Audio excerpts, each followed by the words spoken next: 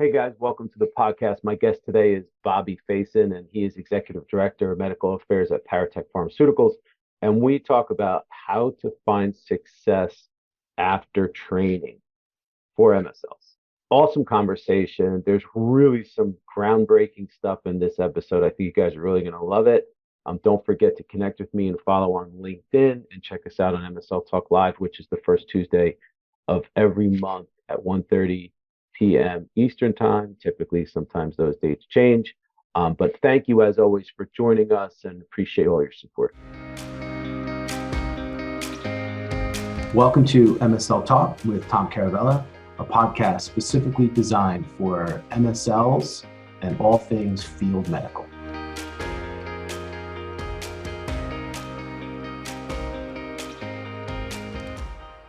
Hey, Bobby, welcome back to the show. How you doing? Hey, Tom, good to see you again. Yeah, man, I'm excited. So, guys, you may remember Bobby was on this show um, previously, and I said we have to have you back on, and here we are. But we have to give a shout out to Paul Ward because our buddy Paul Ward, who's a frequent guest on this show, who's amazing, he's the best. He came up with this idea. I'm not going to ruin it right now. I'll let Bobby tell the story, but Paul actually told me this story, which inspired this episode. But before we get into that, Bobby, why don't you do an intro, tell everybody who you are and all that good stuff, even though you've already been on here, people probably know, but let's do this as we normally do. Thank you, Tom. So hi, everyone. Bobby Faison. Actually the Executive Director of Field Medical for Paratech Pharmaceuticals, PharmD by education, and I've been in the pharmaceutical industry a little over 20 years, a number of different companies. And since you mentioned Paul Ward, him and I have worked together off and on a number of companies, and great guy, as you said. So glad to be back on the show and looking forward to sharing some of my learnings along the way. Well, we're going to jump into it because I just love this story. So why don't you tell everybody the story that inspired this episode, and you tell it however you want as you remember it, and then we'll kind of take it from there. We'll do, Tom. So everyone, like many of you, I came from clinical practice into the pharmaceutical industry. So I was a clinical pharmacist for a number of years, clinical pharmacy coordinator, and was hired by AstraZeneca as an MSL. And at the time, I really didn't even know what an MSL was. But I was looking forward to just a career change and the opportunities that come with it. At that time, you go into headquarters and you go through orientation. And it's the whole week. You learn about your benefits, about the organization, and you get really excited about the company. And then the last day, the trainer said, okay, and you're going to be sent a box of books and you're going to be getting all this literature and data, and you're just going to, go from there. And I sat there and thought about it a little bit. And here was the story that really sparked this interview was that I raised my hand. I said, all right, so this is great. Learned a lot. What do I do on Monday? And the trainer, great lady, she said, well, nobody's ever asked that, because you got to understand, I'm new to pharmaceutical industry. I'm coming in, I'm all excited. I learned about my benefits, I learned about the company, but I still had no idea what it was that I was supposed to do. So that's really the genesis of the story. And as I told it to Paul, he's like, oh my gosh, that was phenomenal, because many of us have the same thing. We hire a bunch of MSLs. We think that we're training them. We give them all the content, but we don't necessarily spend enough time teaching them about the role. What is it about the job that pharmaceutical companies invest a lot of money and resources to having a field medical team? But what do they get? What's the return on investment? And I love it. I think that that's such an amazing story, and it's so true. And it applies to so many different things. Like I'm big in personal development and personal growth. And you go to webinars, you go to seminars, you go to conferences, and you get all of this content. And then it's like, okay, well, how do I apply it? What do I do with it? It's almost the same concept. I think though, when you're talking about a career, a new career move, whether you're a new MSL or you're at a new job as an MSL, the question always becomes, okay, well, what do I do with this stuff? How do I become successful?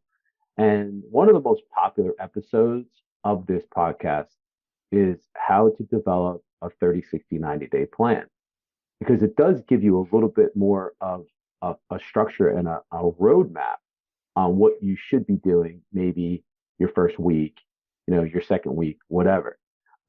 So again, this is no knock on whoever the trainers are or whatever. I think that they're so focused on, hey, we want to make sure that we put as much into it as we possibly can. But then that leaves people with, I think, probably overwhelmed. So let's take it from there. So in your experience, when there is the content training piece, what should MSLs expect? How can they find success in their territory? What's your advice to them on taking the learnings, taking what is provided for them and using it for their success? Yeah. And so much is focused on the content. And by all means, you have to know the content. I mean, that's priority one. But the role is so much bigger than just understanding the content. It's really now about developing relationships. It's around communicating the science. I mean, this is a job where you have to navigate an organization, an institution, a hospital, a community practice. You have to go through the gatekeeper, and you have to, get an opportunity or a meeting, and then you've got to really have enough knowledge to have an introductory statement. And this person that's meeting you for the first time, this healthcare provider, this KOL, they're assessing whether they're going to see you again or not in that first few minutes. So there was a radio talk show sports guy, Jim Rome, used to say, had a show that said, have a take and don't suck. And that's kind of the same approach here. You've got to go in and you've got to make a statement that right away you're going to determine, is this somebody I'm going to see? And is this somebody that I bring value to me as a healthcare provider? And that's what you're up against. So it's not having all this data in your mind and then thinking you're just going to go in and talk all this data. You're really going to have to probably spend more time understanding about their practice. What are their issues? What are their challenges? Where do they see your product fit into their treatment decisions? What are the hurdles that you're going to have to address to see if they are going to consider using your product? There's a lot to that conversation that goes well beyond the scientific knowledge and data. And that's not content training. That's soft skill training. That's interpersonal, communications and relationship building training. So let me ask you, do you feel like there's enough emphasis put on that piece of it in the onboarding and training programs that MSLs get? You know what? I can tell you from our end and some of my experience, absolutely not. I mean, that really is the genesis for this conversation, is that the softer skills oftentimes now outweigh the clinical skills. Because if you can't get to that meeting, then it doesn't really matter how much information you have. And if you can be the smartest person, in the room, but if you can't communicate that, it's a loss. It's really something that the soft skills. I mean, even taking a step back, just getting that appointment. So much emphasis needs to be placed on writing that appropriate email. And the wording matters. Having a catchy phrase in your title and how that email is actually constructed. And how do you describe yourself? And how do you, at the point that the healthcare provider, why do you want to meet with them? And what's in it for them? I mean, these are things that are important. They get hundreds of emails a day. What's going to make your email stand out so that you're going to actually get that appointment? That's step one, right? And then step two is when you do have that appointment, you're going to have to make an impact. And that's a lot more than just knowing all the data.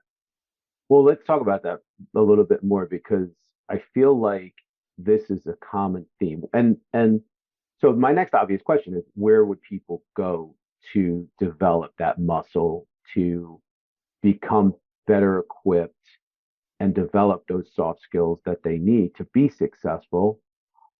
I know that we've had a bunch of episodes on this podcast, so I will say that there are episodes dedicated just to that. But aside from that, are there books? Is it mentorship? Is it internally, externally? What advice do you have for people that know they need to develop in that area? Tom, I think as leaders of MSLs, I think we can definitely look at our team and say, this person does it phenomenally, this person does it phenomenally. Those people, you mentioned mentorship. To me, it's see one, do one, teach one. Mm. There is significant value to allowing the opportunity for a new hire to see what that interaction looks like, to go through that process. How do they prepare, for that interaction? What steps do they employ? And I've really spoken to those MSLs that do it really well. And the preparation that the time they put in to that interaction is what separates great from good. You can go in thinking, all right, I'm just going to go in and educate Dr. Caravela on the science. And you go in there and you can talk science and feel that, man, I just nailed that, and not had any impact at all on that interaction. But those that prepare, those that can go in and have a 2 to 3 minute introduction, maybe have some content, but really focus more on learning and understanding the healthcare provider and what makes him or her, think and change behavior and determine what medication they're going to use for these patients. That's a skill that takes practice. Now we use a lot of technology, and the iPads. Many MSLs use iPad. If you don't sit home and practice how you're going to transition from slide to slide without breaking eye contact, because as soon as you start fumbling with the iPad, as soon as you lose eye contact, you've lost their attention. And that conversation goes right to the time that's been allotted, and they thank you very much for coming, and you will probably never get another appointment. Yeah. Wow. There's so much to unpack there. First of all, thank you for calling me Dr. Caravela. That's a nice ring to it. About that, huh? The least qualified guy in the room. But anyway, I like that. It's amazing that you say that, because I think that one of the big differentiators in your top MSLs versus people that may be in the middle or on the bottom is the amount of time that they put into the preparation piece. I think that gets lost. And you use the word practice. Do you think enough MSLs are actually practicing and maybe role playing or practicing their presentations and really putting in the pre-call planning that's required to be a top performer? Do you think that that's probably one of the biggest things that's missing? You know what? I think so, Tom. The ones that do it really well are the ones that put the time in. And you can use a lot of the sports analogies. The ones that differentiate great from good are the ones that put the time in on the court. It's the same in any role or any function. I mean, you've got to prepare and you've got to put the time in, and you've got to be mentally focused. I mean, even when you're getting ready to give a presentation, you can focus on what it is you're going to say and know your slides, one by one. But to really make that presentation come alive, how are you going to transition? What things are you going to incorporate so that you're just not reading the slides? That's the difference between a good presentation and a great presentation, that people go, wow, that was great. It's the same thing. And you know what, if there's a message that I'm trying to convey, is you've got to prepare. You've got to prepare mentally, you got to prepare physically. And that gets into, getting there on time, getting there early, not rushing in last minute, because then your mind is not focused, and having the time to say, hey, what is it that I'm trying to get out of this interaction? What are my 2 or 3 points that I want to emphasize? And what do I want to learn as a result of this interaction? So there's no substitution for preparation. Yeah, and this is as you're talking, like this, we're talking about, this needs to be a habit. These are habits. The top producers make it a habit to do this stuff. They're not just doing it once. They're not doing it right after training. They're not doing it when they're new. They're doing it all the time. It becomes a habitual part of their career, and it's become second nature to them. They factor in the amount of time that they need to do the reps, to do the practice, to do the preparation, to do the pre-call plan. Let's shift gears for a second, because I'm curious if your advice is different for newer MSLs as opposed to experienced MSLs. So when it comes to this this training and skill development piece, should the approach be different if you're newer versus someone that's more experienced? I would say no. I think the approach needs to be the same, and I'll tell you why. I mean, I've had the distinct pleasure of working with a lot of very experienced MSLs over my career. And like most things, you get very complacent. And you go through the motions sometimes because, you've been doing it for so long. But there are those that really try to change it up. Hey, I'd love for you, Tom, to come ride with me and, just give me some advice. And this is really where I get excited, because I get to sit back and watch the interaction unfold.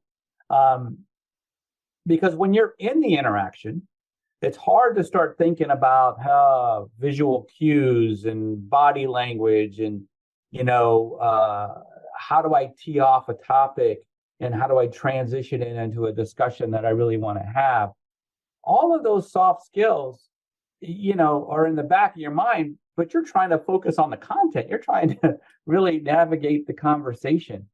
And I get to sit back and watch it unfold. And the ones that are very experienced ask for that information. Hey, give me some thoughts. Just to observe. Tell me what you picked up on. I'm having some challenges with this interaction or this particular KOL. Oftentimes, it's something in the interaction that's probably not resonating at the time, and that's why the relationship necessarily isn't progressing. Yeah. You'd be surprised. It could be just a soft little a lot of ums, or losing visual contact, or just being all over the board with your conversation and not having a point to anything, and then you kind of leave it a little confusing. And just being able to see that, you might not pick that up when you're just doing a one-on-one. Yeah. Well, when you're on the field and you're in the game, you don't see it the same way as if you were on the sidelines.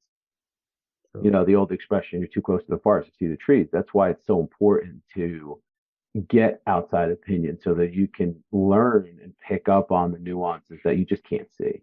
How many times you do a ride along and someone's like, wow, that went great, didn't it? And you're like, well, yeah, so, right. I got my points across. Resonate. So we hear all the time the term, be the CEO of your territory, or run your territory like it's your own business. So let's pretend for a second that MSLs get out of training and they're setting up shop, right? They're setting up their territory, or they're starting their own franchise. What do you feel they need to know? What skills and what tools and what types of things do they need to set up shop to get their franchise off the ground and really truly be set up for success? Yeah. So, the advantages today that we didn't have years ago was so many different tools. I mean, for example, you can take like Viva Link Key People, and you can really identify who your KOLs are within your territory. And you can have at your fingertips so much data, recent publications, meetings and symposia that they're going to be presenting at. So you can really pull all this information to help you with your pre-call plan. So identifying who these people are very easily, and identifying what it is you're going to go in there and talk about.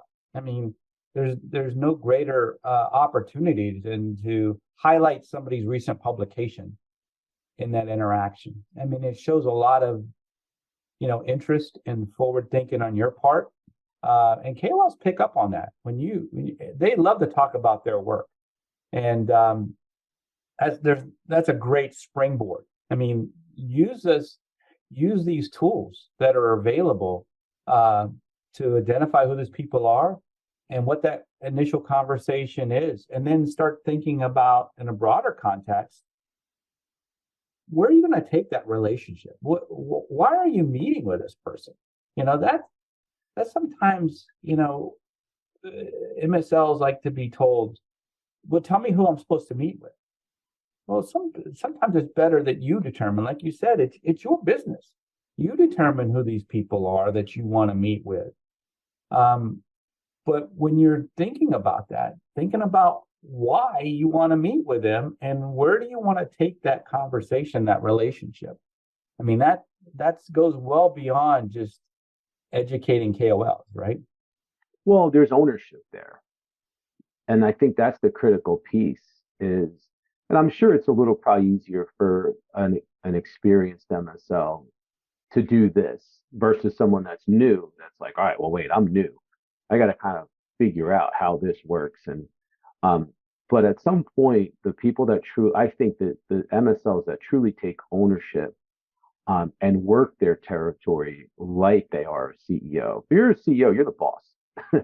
You're the boss, and you're responsible for everything. You're taking ownership of everything. And that's how you ultimately will determine the course of your own success. So maybe there is that, you have to crawl before you walk sort of thing. You get your feet under you. But at some point in time, taking ownership, I think, is a critical element. Do you agree with that? I wholeheartely agree with that. It's something as well. You mentioned the difference between a new MSL and a seasoned MSL. In going to different companies, I've interacted with very experienced MSLs that have been calling on the same KOLs for a number of years. And, one of the biggest challenges that I oftentimes pose is that, are these really the right people? If you've been calling on this person for all these years and it hasn't generated an outcome or a highlight or something that you could say, this is as a result of my interactions over time, then I'm going to challenge you to say, is that really the right person to be calling on? Is there someone else? Because I talked earlier about complacency. I mean, yeah, maybe that's somebody that you can interact with because you have open access. But if you're really thinking about the outcome that I'm trying to achieve, maybe then that is not the person that you should be engaging. And then, that's sometimes the experienced MSLs get caught into that metric mindset where they're just trying to keep their number of interactions up or whatever. Where the newer MSL is eyes wide open. They're just going everywhere 100 miles a minute, trying to, talk to as many people as they can. And they're really just trying to figure it out. But that energy that they are putting in is having a greater impact than the one that's maybe got the established relationships, but really lost their mindset around what it is they're trying to achieve. Yeah, I got you. I think that's great advice. It makes me think of what words of caution and warnings might you have as we look at this topic and you have people out there that are eager to develop their territory and take the learnings that they've just gotten, whether it's from training or whatever it might be. What words of caution do you have? You know, I talked about the newer MSL that's going 100 miles a minute. Sometimes you've gone so far so fast that you've lost sight of what your focus is. So I guess my advice to that caution is to remain focused. Focus one institution at a time, because it takes a lot of time and effort to understand the institution, how they operate, what makes them a priority institution over another institution, who those key decision makers are within an institution, who are those key influencers, and how do you navigate that institution to actually meet those people. And sometimes you can't necessarily meet the head of the department, so you've got to start with, maybe there's a fellow, maybe there's an attending that's trying to build their relationship within the organization. Sometimes you got to start small and work your way up, and that's kind of my advice. Focus, build some confidence there before you move on to the next institution. That's good advice. Yeah, I think it's great advice, especially since a lot of the folks that listen to this podcast are either aspiring MSLs, newer MSLs, or even experienced MSLs that are like, hey man, I need to learn, I need to sharpen the axe a little bit better. So let me listen to some of these episodes that have to do with developing and growing. So yeah. I think that a lot of times losing sight of what the strategic goals are and what your individual goals are, and just going through the motions and maybe trying to get too much done with taking your eye off the ball, I think is really good advice. And one of the things I always like to learn from different guests on the show is, things are moving so fast and things are evolving. So with all that's going on right now in medical affairs, what do you think is most important for MSLs to do, to learn, to develop in order to stand out? Now, I know we talked about the preparation piece, we talked about a lot of stuff, but is there anything else that you feel pertains to where we are at this point? It's mid 2023. We have the second half of the year ahead of us. What do MSLs need to do to really make an impact? To me, having a much broader mindset, that it's not all about the science. And I know there's going to be a number of MSLs that go, oh my God, here we go again. There's these healthcare providers are also business minded.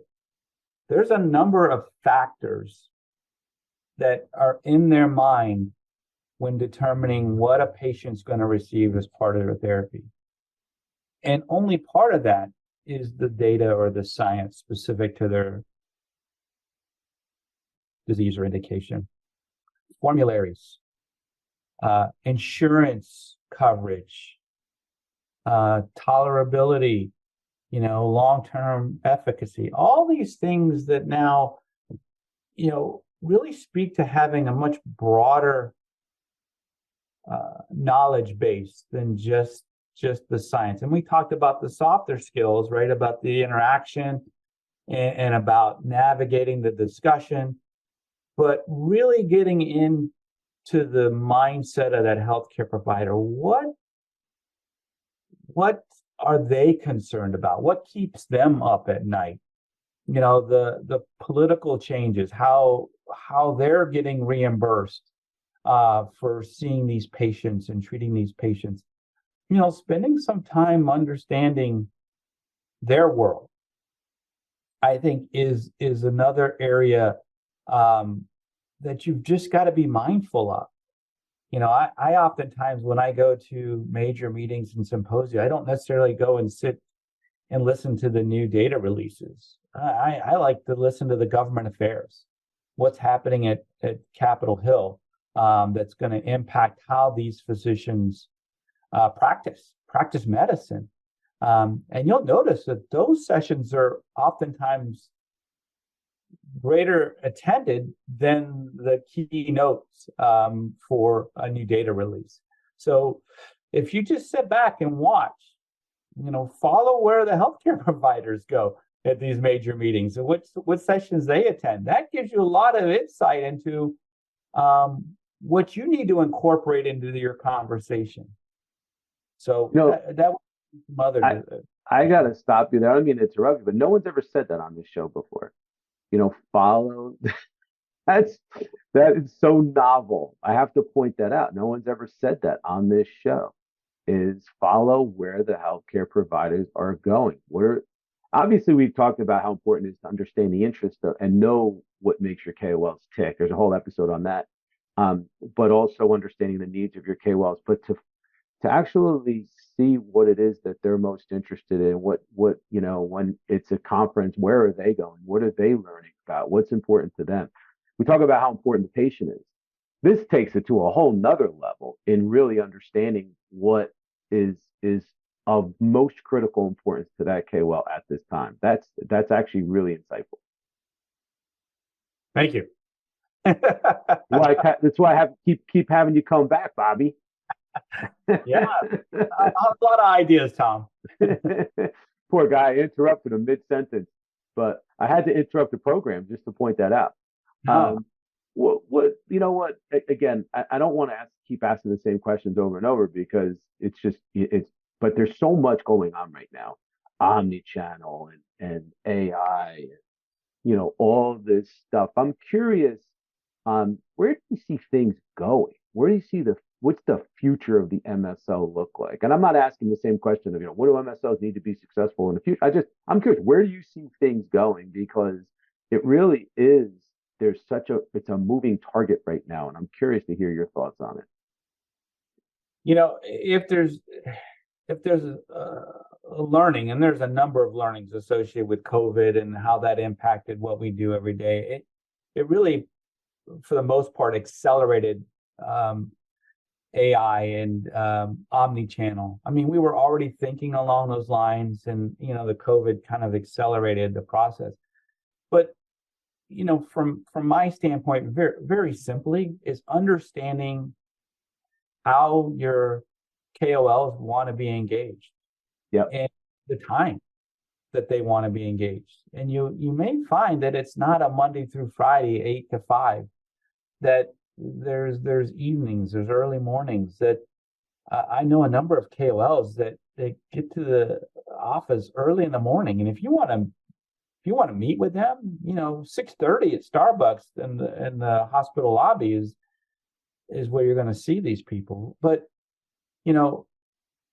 I see really understanding the mode of interaction that these KOLs prefer, and then the time and date that they want to be preferred, and really mapping that out, having that as part of their profile. This person prefers email, this person prefers Zoom or WhatsApp, or a number of other social media platforms. I see that happening more frequently than just the traditional face-to-face interaction. I really think time is the commodity here, and so few KOLs have so little time that they've got to maximize the time that they're allowing for that interaction. So you can already think it's going to be on their terms. What do they need out of the interaction? So having that open communication where they can drop you a note and you can hi, Skype, you got time now? I can go over this real quick. I see that happening more than the traditional face-to-face interactions. Awesome, man.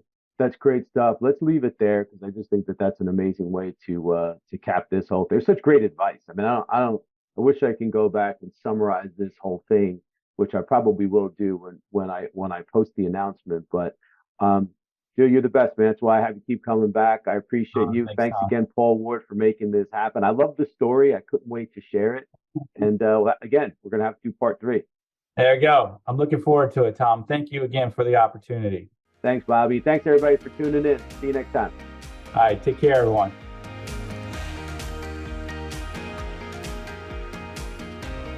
Thank you so much for listening to the show. And if you enjoyed it, please subscribe so that you don't miss an episode in the future. And feel free to leave a rating or a review or a comment. Thanks again, and we look forward to seeing you soon.